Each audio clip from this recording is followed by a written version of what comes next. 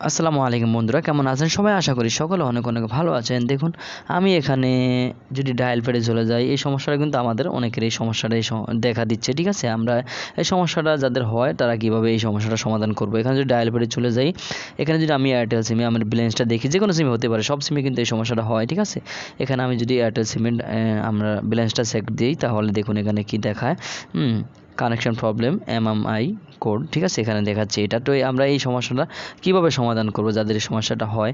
তো আমরা এটা সমাধান করার জন্য আমরা চলে যাব এখান থেকে কেটে যাব এটা। ঠিক আছে, এখান থেকে বেরিয়ে যাব। এখান থেকে বেরিয়ে আসার পর আমরা কি করব, এখানে সেটিংসে চলে যাব। এখানে ধৈর্য সহকারে ভিডিওটি দেখবেন, ছোট্ট একটি ভিডিও হবে। এখানে সেটিংসে চলে গেলাম। সেটিংসে আসার পর এখানে আমরা দেখতে পাচ্ছেন নেটওয়ার্ক বা সিম কার্ড, আপনি যেটাই থাকুক না এখানে প্রথমে এখানে নেটওয়ার্ক অ্যান্ড ইন্টারনেট, আমি এখানে এটা দেখাচ্ছে বা মোবাইল ডাটা মোবাইল নেটওয়ার্ক, এখানে যেটা দেখায় এখানে ক্লিক করবেন। এখানে দেখতে পাচ্ছি মোবাইল নেটওয়ার্ক, ঠিক আছে, বা সিম কার্ড, যেটা এখানে আমার আছে সিম কার্ড, আমি এখানে সিম কার্ডে প্রবেশ করব, মোবাইল নেটওয়ার্কে না, মোবাইল নেটওয়ার্কে এখানে ইন্টারনেটের কাজ। তো এখানে নিচে সিম কার্ড, এখানে ক্লিক করবেন। এখানে ক্লিক করার পর আপনার অন্য সিস্টেম থাকতে পারে, এখানে খুঁজে নেবেন যে আমার দুটি সিম এখানে অন রয়েছে, অ্যাক্টিভ রয়েছে। ঠিক আছে, যে সিমটা আমার প্রবলেম হয়েছে সেটা কিন্তু আমি এখান থেকে যদি অফ করে দিই, এখান থেকে আমরা সিম কার্ডে প্রবেশ করে আমরা এটাকে অফ করে দেব। প্রথমত আমাদের কাজ কোনটা দেখুন, এটাকে অফ করে দেব, একটু হয়তো 2-3 সেকেন্ড এখানে ওয়েট করব। তারপর আমরা এটাকে আবার অন করে দিব। ঠিক আছে, অ্যাক্টিভ করে দিব। এটা করার পর আমরা কি করব, এখান থেকে বেরিয়ে যাব। এখান থেকে বেরিয়ে আসার পর আমরা কী করবো, ডাটা যে অন করা আছে আমার, সেই সিমে কিন্তু ডাটাটা অন করে আছে। তো আমি এটাকে ডাটাটা অফ করব।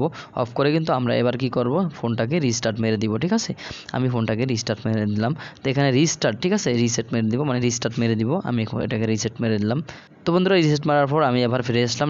রিসেট মারার পর এবার আমরা কি করব, যদি আমরা এখানে আমার ডাটাটা দিই বা ডাটা, আমি এখানে যদি ডাটার কাজ হয় ডাটা দিবেন, তাই আমি দিলাম না এখন।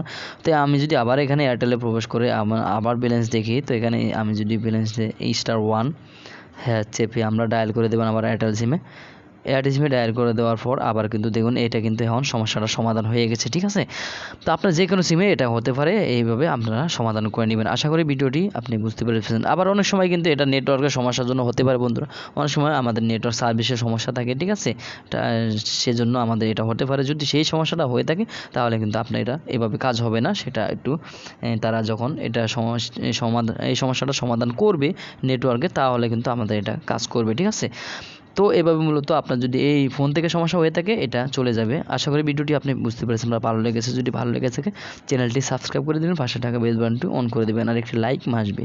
ধন্যবাদ সবাইকে, আসসালামু আলাইকুম।